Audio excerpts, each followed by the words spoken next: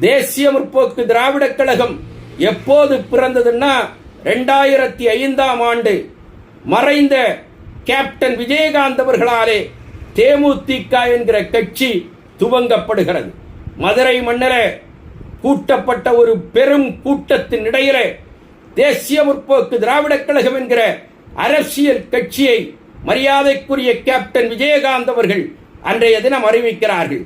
அவர் என்ன அடிப்படையில் ஒரு கட்சியை அறிவித்தார்னா, திராவிட முன்னேற்ற கழகத்துக்கு எதிராக பிறந்த இயக்கம் தான் தேசிய முற்போக்கு திராவிடக் கழகம்.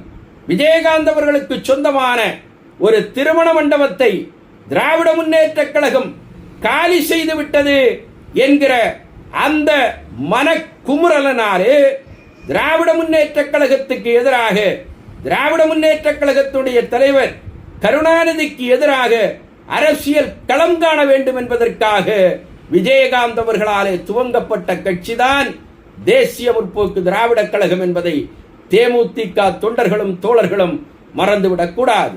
தேமுதிக என்கிற கட்சியை துவங்கிய மரியாதைக்குரிய கேப்டன் அவர்கள் அவர் மரணிக்கிறது வரை திமுக கூட்டணிக்குள் கால் வைக்கவில்லை என்பதையும் தயவு கூர்ந்து தேமுதிக தொண்டர்கள் மறந்துவிடக் கூடாது.